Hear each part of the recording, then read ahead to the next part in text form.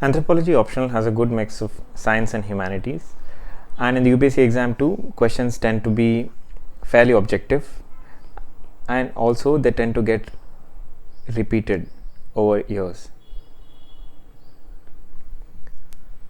Someone who has finished the entire syllabus will be in a position to attempt the paper without much trouble. But if you want to score more than 300 plus, then the answers must have special edge. The following pointers can be helpful. Scholarly definition. In this, you try to define the concept and possibly mention the relevant anthropologist's name, their work, and year of publication of such work to define that concept. For example, if a question comes on the term family, you should ideally begin your answer with something like Peter Murdoch, in his study Social Structure, gave definition of family as a social group represented by economic cooperation, residence, and reproduction. So always aim to have such scholarly definitions in your answers. Unlike in GS, in optional your writing should be scholarly. You should try and replicate the exact definition as given by the scholar rather than writing it in your own words. This is a fundamental difference between an optional answer and a GS answer. Second, diagrams. Try to incorporate diagrams in most of your anthropology answers, especially in physical anthropology questions. There is an immense scope for adding diagrams and illustrations, and these physical anthropology questions also tend to be objective and highly scoring compared to socio-cultural anthropology topics.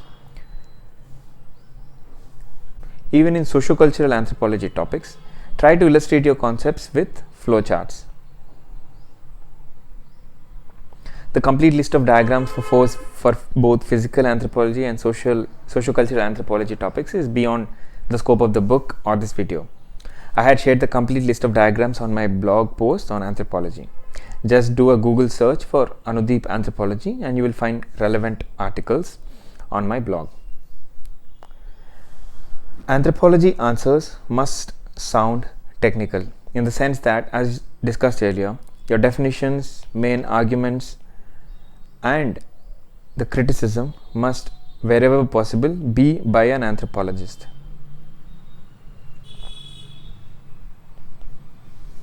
For example, in a concept like economic exchange systems, do not just write various types such as balanced exchange, redistribution, or market exchange. Make it a point to mention about Malinowski and his work in Trobriand Islanders, and do mention about Collaring exchange as an example. So try to be technical and quote as much work of anthropologists as possible. In your answers, make it a point to include examples both from India and the world for paper 1. Next, to frame your answers properly, use proper subheadings and frame your answers. This is a technique that we have used extensively in GS as well, where we break down the question into different parts and try to answer each of them under different subheadings. The same goes for anthropology. In paper 2, you can use case studies in your answers to make it more relevant and contemporary. Just be sure not to exceed word limit for these case studies. Ideally, they should span not more than 1/4 of your answer. Finally, wherever apt, try to incorporate current affairs in your conclusion part of your answers. You would find latest research findings in newspapers in a notebook where you document all such research and try to quote them in your answers. Now let us understand the principles through a sample answer.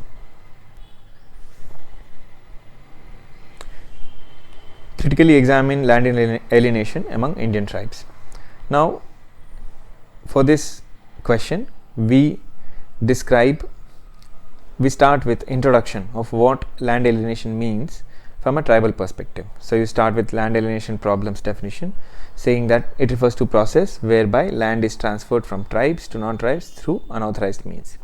And then probably you can use a flowchart to describe the methods in which such a land alienation takes place, such as concubinage, marriage, benami, lease, fake certificate creation, forgery of revenue records, encroachment, land grab, etc. Next, you discuss about the causes of such land alienation.